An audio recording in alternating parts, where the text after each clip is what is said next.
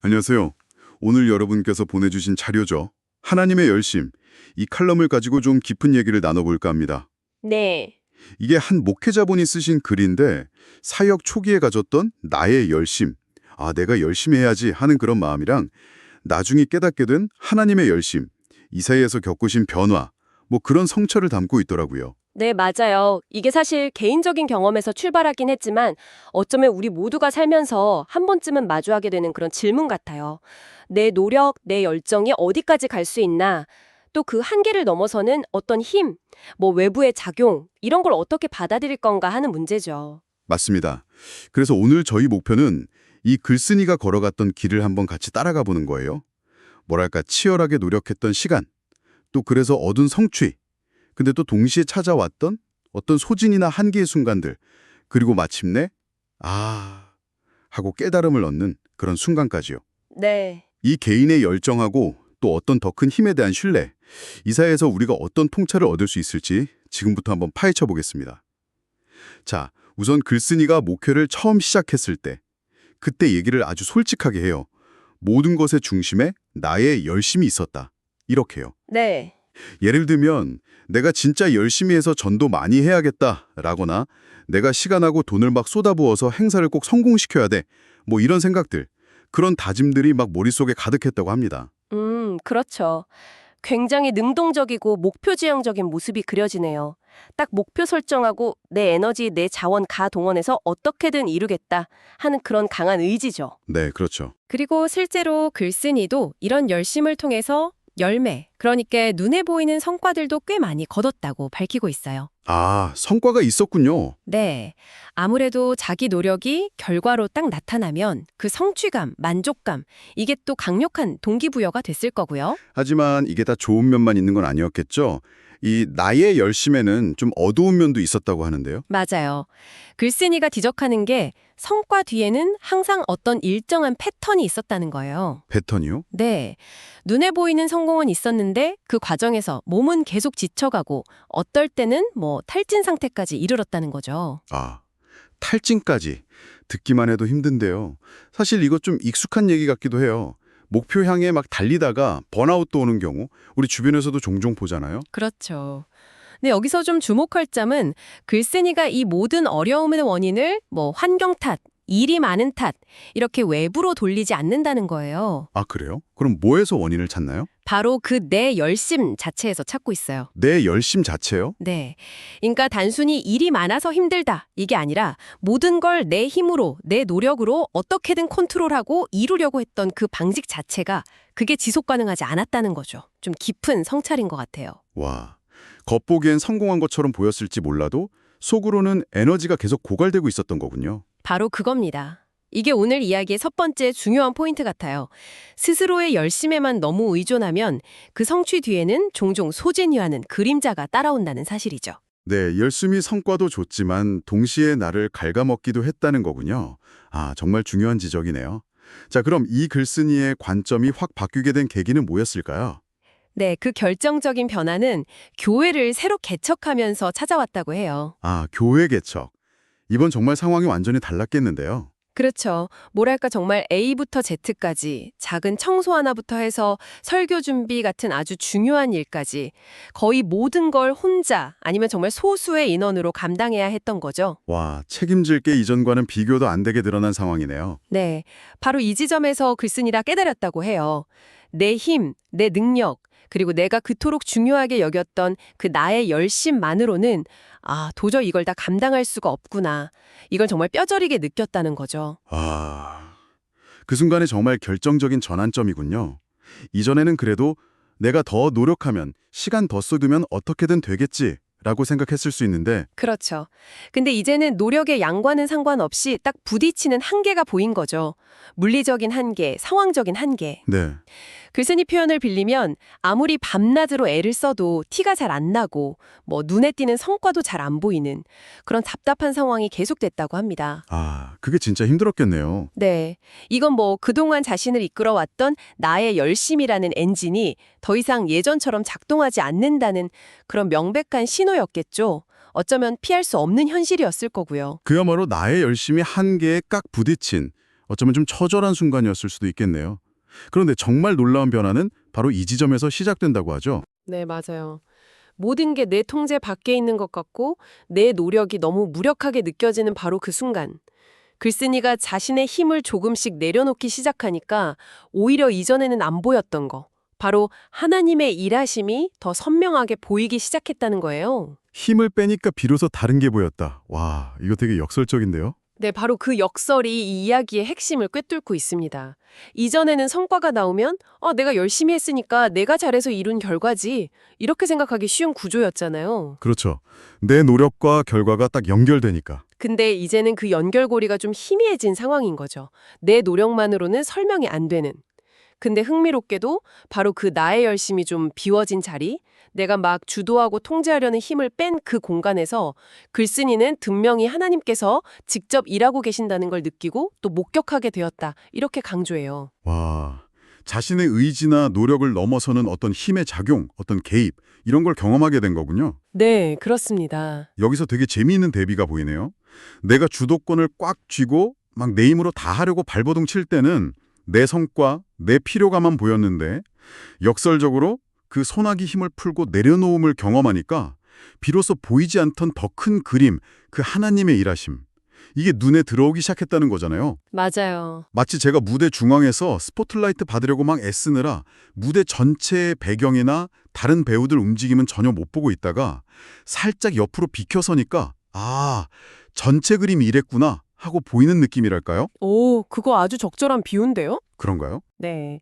자기 노력이 전부라고 믿고 거기에만 딱 집중할 때는 그 너머의 가능성이나 다른 힘의 작용을 인지하기가 굉장히 어렵죠. 근데 자신의 유한함을 솔직하게 인정하고 또 모든 걸 통제하려는 마음을 조금 내려놓을 때 그때 비로소 다른 차원의 현실, 글쓴이의 표현을 빌리면 하나님의 일하심을 경험할 수 있는 어떤 공간, 여지가 생기는 거죠. 이게 오늘 우리가 발견할 수 있는 두 번째 중요한 통찰인 것 같아요. 자신의 한계를 인정하고 통제 욕구를 내려놓을 때 비로소 자신을 넘어서는 더 큰 힘의 작용을 인지할 새로운 관점이 열릴 수 있다는 것입니다. 그 내려놓음이라는 게 그냥 포기하는 거랑은 좀 다른 의기 같네요. 오히려 뭔가를 받아들이기 위한 공간을 만드는 더 적극적인 행위처럼 들리기도 하고요. 네, 맞아요. 수동적인 포기가 아니죠. 근데 여기서 질문이 하나 생기는데요. 힘을 뺀다, 내려놓는다는 게 구체적으로 어떤 행동이나 마음가짐의 변화를 뜻하는 걸까요? 글쓴이 경험에서 힌트를 좀 얻을 수 있을까요? 뭐 그냥 일을 덜 하거나 책임을 회피하는 건 아닐 거 아니에요? 그거 아주 중요한 질문입니다. 글쓴이의 전체 맥락을 보면 힘을 내려놓는다는 건 아마 결과에 대한 지나친 책임감 혹은 통제하려는 욕구를 내려놓는 것을 의미했을 가능성이 커요. 결과에 대한 책임감이요? 네. 그러니까 해야 할 일들은 성실하게 계속하는 거죠. 하되 그 결과가 전부 다 내 노력, 내 능력에만 달려있다.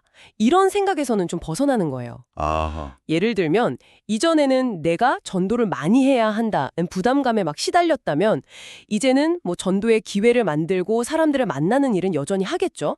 하지만 그 열매를 맺게 하시는 건 궁극적으로 하나님의 영역이다. 이렇게 인정하는 태도의 변화랄까요? 역할을 최선을 다해 감당하면서도 그 결과를 주관하시는 더 큰 힘에 대한 신뢰, 이걸 바탕으로 하는 거예요. 인식의 초점이 나의 성취에서 하나님의 역사하심으로 이렇게 옮겨가는 거죠. 그렇군요. 여전히 최선을 다하는데 결과에 대한 집착이나 모든 걸 내가 통제해야 한다는 부담감에서는 좀 자유로워지는 거네요. 그러면서 비로소 안 보이던 하나님의 일하심을 더 민감하게 보게 되는 거고요. 네, 맞습니다. 이런 깊은 성찰과 경험을 통해서 글쓴이가 아주 중요한 결론에 도달하게 되는 거죠. 바로 하나님은 하나님의 열심으로 이루신다는 깨달음입니다. 이제 이야기의 중심이 나의 열심에서 하나님의 열심으로 완전히 넘어가는 순간이네요. 맞습니다. 그리고 글쓴이는 이 하나님의 열심이 우리가 가진 그 나의 열심과는 질적으로 또 본질적으로 다르다는 점을 아주 힘주어 강조해요. 어떻게 다른가요? 우리의 열심, 그게 아무리 뜨겁고 진실하다고 해도 어쩔 수 없이 불완전하잖아요. 그렇죠. 지치기도 하고. 네, 때로는 지치고 흔들리고 방향을 잃기도 하고 명백한 한계가 있죠. 하지만 글쓴이가 말하는 하나님의 열심은 완전하고 또 결코 흔들리거나 변함이 없고 실패하지 않는다고 이야기합니다. 완전하고 흔들림 없고 실패하지 않는다. 네, 이건 인간의 유한함과는 명확히 대비되는 어떤 신적인 속성들, 완전성, 불변성, 전능함 이런 것들을 함축하는 표현으로 볼 수 있어요. 뭐랄까 비유하자면 인간의 열심이 때때로 마르는 샘물 같다면 하나님의 열심은 결코 마르지 않는 강과 같다고 할까요? 와, 하나님의 열심이 완전하고 흔들림 없다. 만약 이걸 정말 믿게 된다면 우리 삶을 대하는 태도나 방식이 엄청나게 바뀔 수밖에 없을 것 같아요. 그렇죠. 글쓴이도 바로 그 점을 이야기하더라고요. 더 이상 혼자서 막 무거운 짐을 짊어진 것처럼 억지로 나를 막 채찍질하면서 무거운 마음으로 달려갈 필요가 없다는 거예요. 네. 마치 혼자서 막 힘겹게 언덕길에서 수레 끌고 가려고 끙끙대다가 문득 돌아보니까 사실 그 수레가 엄청 강력한 차에 연결되어 있었다는 걸 깨달은 느낌? 그런 해방감이 느껴지는 대목이었어요. 네. 그런 깨달음은 정말 삶의 무게를 상당히 가볍게 만들어줄 수 있죠. 그래서 글쓴이는 이제 완전하신 하나님의 열심을 굳게 신뢰하면서 그냥 그분을 따라가면 된다고 제안합니다. 신뢰하고 따라가면 된다. 네, 여기서 핵심 단어가 신뢰와 그리고 따라감이에요. 이게 결코 뭐 수동적으로 방관하거나 아무것도 안 한다는 뜻은 아니고요. 그건 아니군요. 네, 오히려 방향을 제시하고 이끌어 가시는 더 크고 완전한 힘의 존재, 그분의 선하심을 인정하고 그 흐름에 기꺼이 나를 맡기면서 적극적으로 동참하는 거, 그런 능동적인 신뢰 행위에 더 가깝다고 볼 수 있습니다. 능동적인 신뢰요? 네, 내 계획이나 내 방식만 고집하기보다는 더 큰 지혜와 능력을 가지신 분의 인도하심에 순응하면서 같이 걸어가는 거죠. 여기서 또 궁금한 점이 생기는데요. 그 신뢰하고 따라간다는 게 자칫 잘못하면 현실 문제 앞에서 너무 소극적이 되거나 내 책임을 회피하는 것처럼 보일 수도 있지 않을까요? 예를 들어 뭐 어려운 문제 딱 부딪혔을 때 에이, 하나님이 알아서 해주시겠지 하고 그냥 노력을 멈춰버리는 식으로요. 글쓴이는 이 부분에 대해서 어떤 균형점을 제시하고 있나요? 아주 현실적이고 중요한 지적이십니다. 글쓴이의 글 전체 맥락을 보면 하나님의 열심을 신뢰한다는 게 결코 인간의 책임이나 노력을 면제한다는 의미는 아니에요. 아, 그래요? 네. 오히려 나의 열심이 주가 됐을 때 경험했던 그 소진이나 한계를 넘어서 더 지속 가능하고 건강한 방식으로 자기 역할을 감당할 수 있는 어떤 새로운 동력을 얻는 것에 가깝습니다. 새로운 동력이요? 네, 하나님의 열심을 신뢰한다는 건 내가 해야 할 일들은 성실히 감당하되 그 결과나 궁극적인 성취는 내 능력 너머에 있다는 걸 인정하는 겸손한 태도인 거죠. 그리고 또 하나님의 일하심은 종종 우리의 순종이나 노력을 통해서 나타나기도 하거든요. 아, 그렇군요. 네. 그러니까 신뢰는 오히려 올바른 방향으로의 적극적인 행동을 더 촉진할 수 있는 거죠. 따라간다는 표현도 마찬가지예요.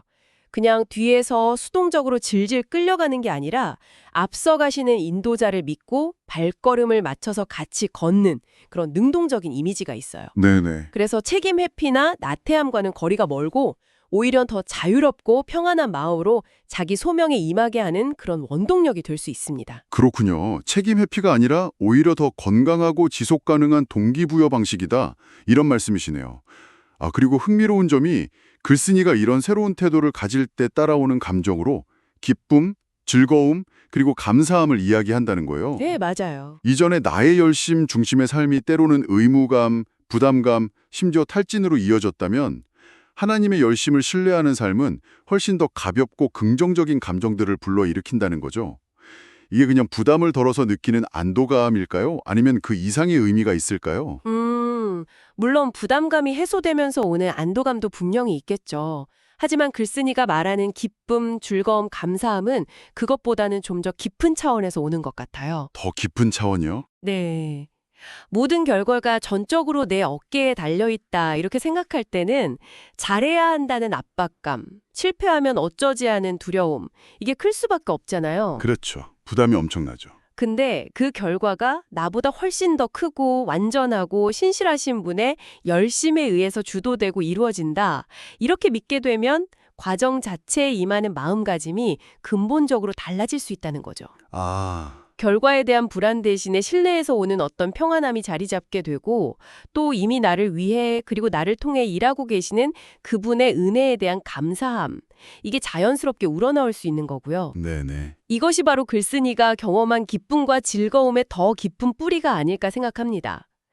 성공했을 때는 같이 기뻐하고 혹시 기대했던 결과가 아니더라도 그 과정 속에서 함께 하셨다는 걸 믿으니까 감사할 수 있는 그런 차원의 감정이겠죠? 아, 그렇군요. 오늘 함께 살펴본 이 글, 정말 한 개인의 진솔한 여전을 통해서 우리 모두에게 적용될 수 있는 깊은 성찰을 안겨주네요.